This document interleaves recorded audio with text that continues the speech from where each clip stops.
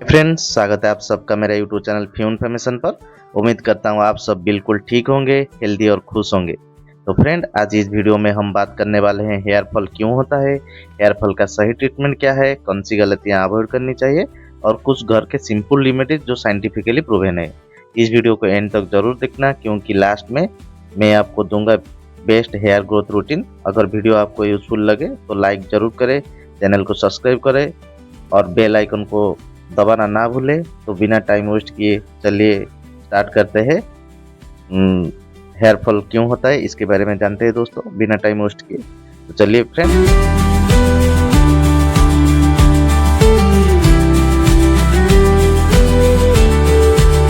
जानते हैं hair fall क्यों होता है। पहले जानते हैं दोस्तों हेयर फॉल क्यों होता है, इसका कजेस क्या है। फ्रेंड्स, हेयर फॉल का ट्रीटमेंट तभी इफेक्टिव होता है जब हमें पहले रीजन समझ में आए। हेयर फॉल का गिरने का क्या रीजन है ये पहले जानना जरूरी होता है दोस्तों। पहले जेनेटिक हेयर लॉस बोला जाता है, आप कभी ना कभी सुना होगा दोस्तों। सबसे कॉमन रीजन है जेनेटिक हेयर लॉस, जिसे मेल में मेल पैटर्न बाल्डनेस और फीमेल में फीमेल पैटर्न हेयर लॉस कहा जाता है दोस्तों। इसमें बॉडी में डीएसटी हार्मोन ज़्यादा हो जाता है, जिसकी वजह से हेयर रूट पतले होने लगता है दोस्तों, और धीरे धीरे हेयर फॉल शुरू हो जाता है। सेकेंड में स्ट्रेस एंड एंजाइटी। अगर आप ज़्यादा स्ट्रेस में रहते हैं तो ध्यान दीजिए, सीवियर स्ट्रेस से एक कंडीशन होता है जिसे टेलोजन इफ्लूवियम कहते हैं दोस्तों, जिसमें अचानक बहुत ज़्यादा हेयर गिरने लगते हैं दोस्तों। आप कम से कम कोशिश कीजिए कि स्ट्रेस और एंजाइटी से मुक्त पाने के लिए। 3 में आता है न्यूट्रिशनल डेफिशिएंसी की वजह से भी बहुत केसेस में हेयर झड़ना शुरू हो जाता है। कुछ केसेस में देखा गया है दोस्तों, बॉडी में न्यूट्रिशन की कमी को तो कमी हो तो भी हेयर फॉल हो सकता है दोस्तों। विटामिन डी डेफिशिएंसी हो तो आपको हेयर फॉल देखना पड़ सकता है। Vitamin B12 deficiency, zinc deficiency, iron deficiency, जो फीमेल में ज़्यादा कॉमन होता है दोस्तों, आयरन डेफिशिएंसी। इस सभी विटामिन को कमी की वजह से आपको हेयर फॉल की समस्या देखने पड़ सकता है दोस्तों। और 4 में थायराइड प्रॉब्लम जिसको है, उस केसेस में भी हेयर फॉल देखा गया है दोस्तों। अगर आपको हाइपोथायरॉयडिज्म है तो हेयर फॉल होने की काफ़ी कॉमन होता है दोस्तों इस केसेस में। तो डॉक्टर की सलाह से आप थायराइड कंट्रोल में रखिए दोस्तों। डैंड्रफ केसेस में, जिसको डैंड्रफ ज़्यादा हो रहा है, उस केसेस में भी हेयर फॉल होने का चांसेस बढ़ सकता है दोस्तों। डैंड्रफ होने पर स्काल्प में इन्फ्लामेशन होता है, जिसकी वजह से हेयर रूट वीक हो जाते हैं और हेयर फॉल बढ़ने लगता है दोस्तों। 6 में हार्मफुल हेयर प्रोडक्ट आप यूज कर रहे हो तो हेयर प्रोडक्ट, आप कोई भी केमिकल हेयर प्रोडक्ट आप यूज कर रहे हो तो आज के ज़माना में आपको हेयर फॉल देखना पड़ सकता है दोस्तों। अगर आप यूज कर रहे हैं बहुत सारा जो इफेक्टिव हेयर स्टाइल, जैसे कि आपका जो ड्रायर मशीन हो गया और हीटिंग का जो मिलता है बाज़ार में, वो सब यूज करते हैं तो आपको हेयर फॉल होने का चांसेस बढ़ सकता है। और इसके अलावा आप हार्ड शैम्पूज यूज़ करते हो तो उस केसेस में भी आपको हेयर फॉल होने का खतरा बढ़ सकता है दोस्तों।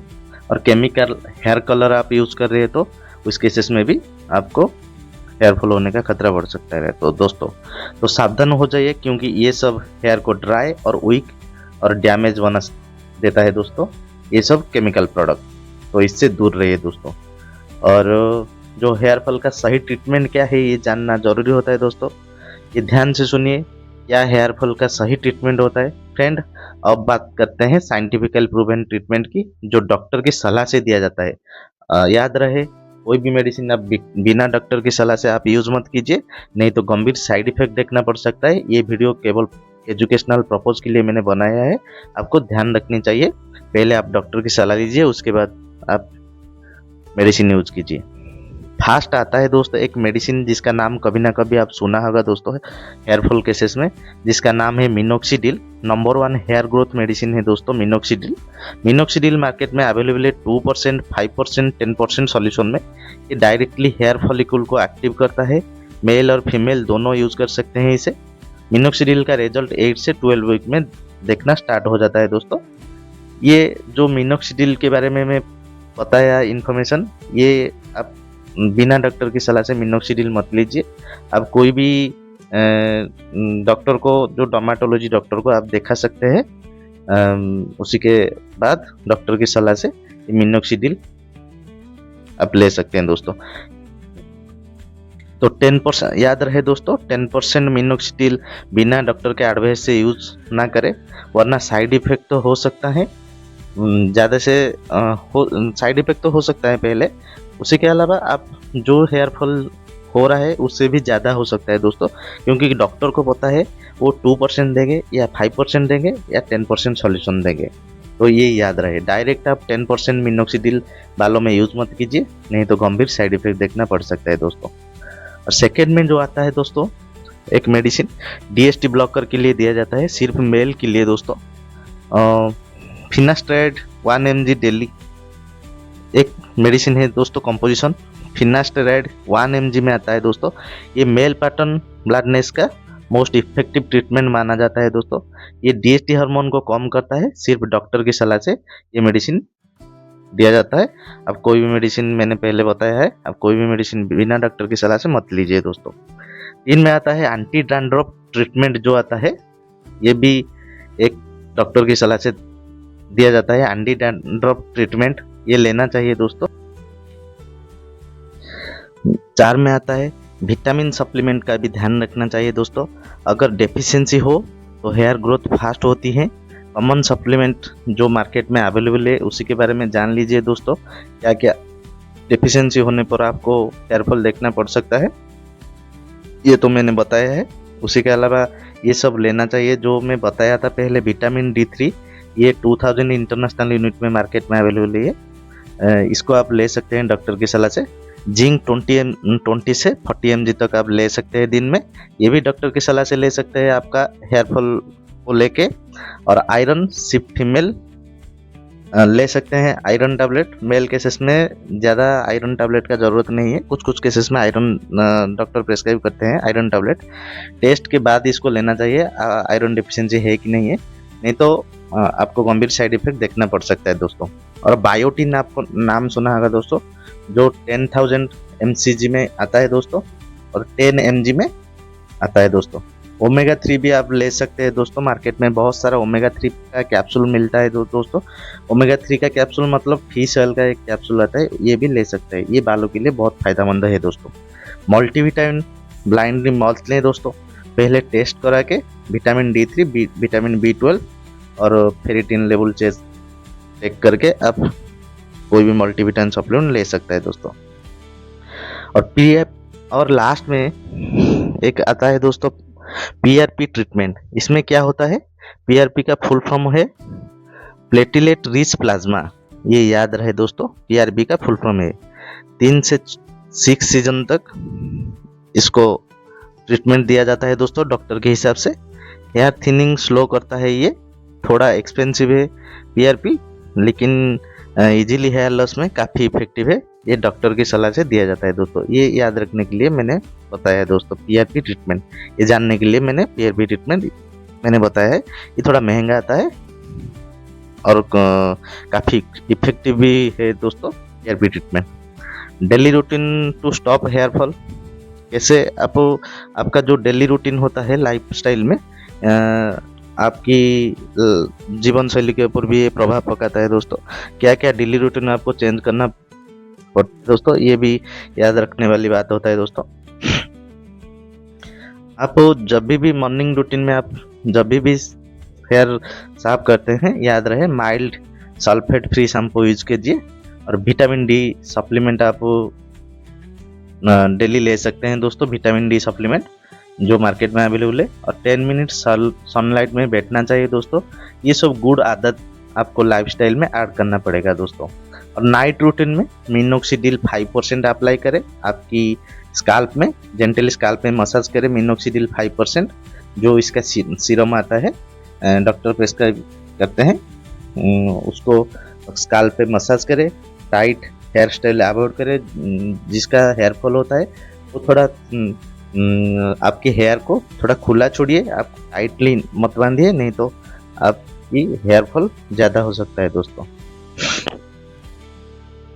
और ध्यान रहे कुछ घर के उपाय है जो नेचुरल रेमेडीज बोला जाता है, ये भी आप ट्राई कर सकते हैं, ये कुछ कुछ केसेस में काम कर जाता है दोस्तों। और कुछ कुछ केसेस में काम नहीं करता दोस्तों। ये आपको मैंने जो घर का उपाय है नेचुरल रेमेडीज, ये आपको एजुकेशनल पर्पज के लिए मैंने बताया है, ये भी आप ट्राई कर सकते हैं आपकी हेयर फॉल हो तो। ये रेमेडीज नेचुरल है और इनका साइंटिफिक सपोर्ट भी बहुत मिलता है दोस्तों। जैसे कि ओनियन जूस वीक में 2-3 बार हेयर ग्रोथ के लिए आप अप्लाई कर सकते हैं आपकी हेयर में।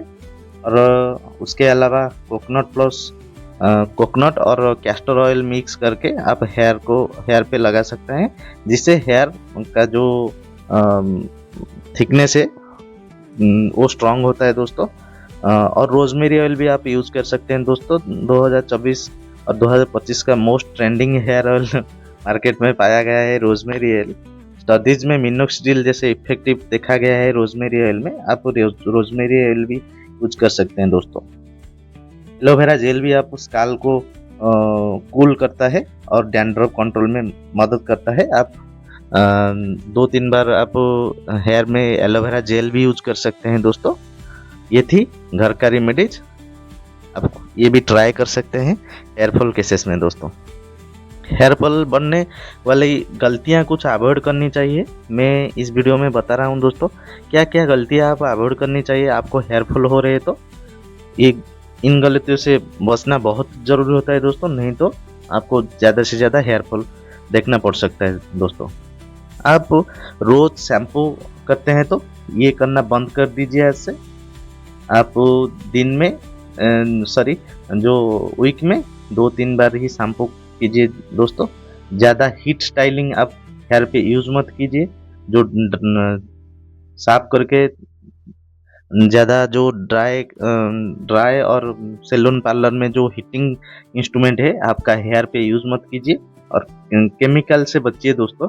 केमिकल कलर आता है वो उससे बचिए।